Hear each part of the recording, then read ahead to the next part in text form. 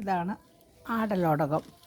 ഈ ആടലോടകത്തിൻ്റെ തൈ കൊണ്ടുള്ള ഗുണം എന്താണെന്ന് വെച്ചാൽ വല്ലാത്ത ചുമയും ശ്വാസം മുട്ടലൊക്കെ വരുന്ന സമയത്ത് നമുക്ക് ആടലോടകത്തിൻ്റെ ഇല വളരെ ഗുണപ്രദമാണ്.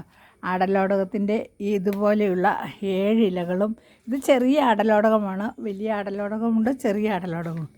അപ്പോൾ ഈ ചെറിയ ആടലോടകത്തിൻ്റെ ഇലയും 7 തരി ജീരകവും കൂടി വറച്ചട്ടിയിൽ വറുത്തിട്ട് വെള്ളം തിളപ്പിച്ച് 1 ഗ്ലാസ് വെള്ളത്തെ 1/2 ഗ്ലാസ് വെള്ളമാക്കി മാറ്റി അത് നമ്മൾ കുടിക്കുകയാണെങ്കിൽ ഉറപ്പായിട്ടും നമ്മുടെ എത്ര മാറാത്ത ചുമയും മാറും. അപ്പോൾ എല്ലാവരും ഇത് വീടുകളിൽ വച്ച് പിടിപ്പിക്കണം. അതുപോലെ തന്നെ ഇത് മറ്റൊരു സസ്യമാണ് തുളസി. തുളസിയുടെ ഗുണം അറിയാമല്ലോ, വല്ലാത്ത കഫക്കെട്ട്, ചുമ, ശ്വാസം മുട്ടൽ ഇങ്ങനെയുള്ള അവസരങ്ങളിലെല്ലാം ഈ തുളസിയുടെ ഇല കൊണ്ട് നമുക്ക് ആവി പിടിച്ചാലും വളരെ നല്ലതാണ്. അതുപോലെ മറ്റൊരു പുഷ്പച്ചെടിയാണ് ശംഖുപുഷ്പം.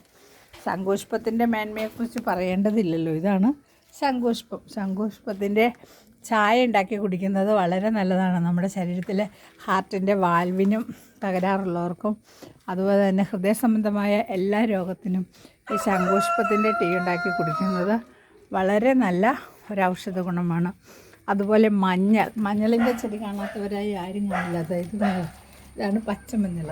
ഈ പച്ചമഞ്ഞൾ നമുക്ക് ത്വക്ക് സംബന്ധമായ എല്ലാ അസുഖങ്ങൾക്കും വളരെ നല്ലതാണ്.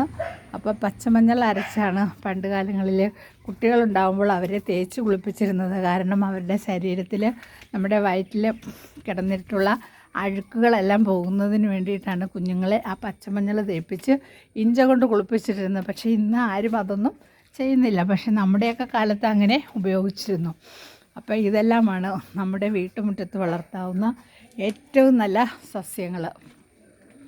അപ്പോൾ ഓക്കെ ഗൈസ്, എല്ലാവർക്കും നല്ലൊരു ഓണാശംസകൾ നേർന്നുകൊണ്ട് ഇന്നത്തെ എൻ്റെ പൂക്കളവും കൂടി നിങ്ങളെ കാണിക്കാം.